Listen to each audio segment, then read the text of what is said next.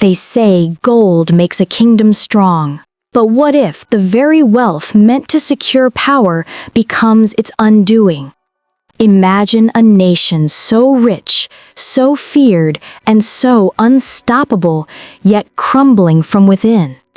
Armies march, treasures flow, and empires expand. But every coin carries a shadow. Every victory hides a debt. How does a kingdom that owns half the world lose itself to ambition, mismanagement, and its own hubris? Spain once ruled oceans, conquered continents, and dazzled the world with glory. And yet, in the space of a few generations, all of it would begin to slip away, almost as if history itself was waiting for Spain to fall. At the peak of the 16th century, Spain seemed unstoppable. Its vaults overflowed with silver and gold from the Americas. Its armies and navies were feared across continents. Madrid, the empire's heart, shone with wealth, power, and ambition. The world watched Spain with awe and apprehension. Yet, beneath this glittering facade, cracks were forming. Every coin, every triumph, hid an unseen fragility. Rulers believed the gold would never end, their power eternal, their destiny unquestionable. But history whispers a warning. No empire lasts forever. Hubris, ambition, and greed can quietly sow the seeds of collapse. Spain's story would prove that even the mightiest kingdom is vulnerable to its own excesses. Spain's glory was dazzling, but the shadows of its own ambition were already gathering. Spain's hunger knew no bounds. New world riches seemed limitless, yet the empire constantly demanded more. Colonies in the Americas, the Caribbean, and Asia stretched its resources thin.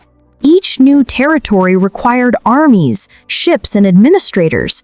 Yet governance across oceans was a nightmare. Ambition blinded the crown. Soldiers fought far from home. Supplies were delayed, and bureaucrats struggled to enforce order. History shows that empires rarely fall from external threats. They collapse from the weight of their own overreach. Ambition would soon lead Spain into wars that would drain more than just its treasure. Spain fought everywhere. Europe, the Americas, the seas against Dutch rebels, France, and the Ottomans. Every campaign demanded enormous resources.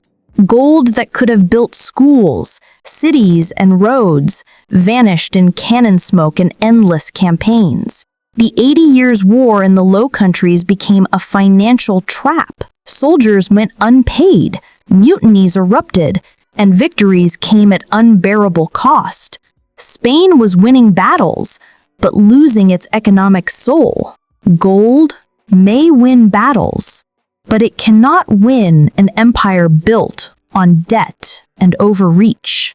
Silver flowed into Spain from the New World, glittering and intoxicating. Yet instead of fueling prosperity, it caused economic disaster. Prices soared, local industries collapsed, farmers and artisans suffered, while the elite flaunted wealth. Spain depended on imported goods and loans instead of domestic growth. Wealth became a double-edged sword, ostensibly mighty, but fragile beneath the surface. Even small economic missteps threatened catastrophe. Spain had gold, but it had forgotten prudence and self-sufficiency. By the 17th century, Spain's treasure could no longer cover expenses. The crown borrowed from bankers in Antwerp, Genoa, and beyond. Each loan brought interest and dependency. Defaults damaged Spain's reputation, weakened alliances, and emboldened enemies. Debt became a silent chain around the empire. Wars continued. Soldiers remained unpaid, and bankruptcy loomed. Spain remained mighty in name, but fragile in practice. Even the mightiest crowns crumble when gold turns into chains. Wealth and ambition alone cannot sustain an empire. Spain's rulers were distracted by court intrigue, personal rivalries, and religious obsessions. Advisors argued while resources drained. Governors acted independently, fragmenting control further. Power without wisdom is a ship without a rudder. Spain had ambition and opportunity, but lacked the guidance to endure. History waits patiently for mismanagement to claim its toll. An empire can survive mistakes, but it cannot survive repeated errors at the top. Spain's fierce Catholic devotion brought unity, but also rigidity. The Inquisition suppressed dissent, persecuted scholars, and drove innovators abroad. Ideas that could have modernized the empire were silenced. Faith can inspire greatness, but when wielded inflexibly, it can trap a nation in stagnation. Spain's intellectual exile left it behind as the world surged forward. In Spain's darkest alleys, fear ruled and opportunity vanished. Once supreme at sea, Spain's armada became outdated. Ships rotted, tactics stagnated, and rivals innovated faster. The failed armada against England in 1588 shattered Spain's aura of invincibility. Naval power demanded constant adaptation. Spain's failure to innovate marked a turning point. The seas no longer obeyed, and the empire would pay dearly. Even the mightiest ships cannot sail against the winds of inevitability forever. As Spain weakened, new powers rose. England, France, and the Dutch Republic seized colonies, trade routes, and influence. Spain's empire, once a global giant, now struggled to defend itself. Unchecked ambition, mismanaged wealth, and adaptable rivals eroded dominance. The empire's slow unraveling was visible to all, and the world was ready to move on. An empire's fall is rarely sudden. It is a slow unraveling witnessed by the vigilant and the opportunistic. The Spanish Empire teaches a timeless lesson.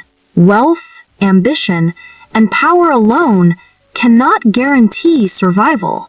Wars, debt, rigidity, and weak leadership can topple even the mightiest kingdoms. Spain left treasures in ruins, lessons and cautionary tales. Its rise and fall remind us that history rewards prudence, wisdom, and adaptability, and punishes hubris. The mightiest empires may fade, but history never forgets the cost of their fall.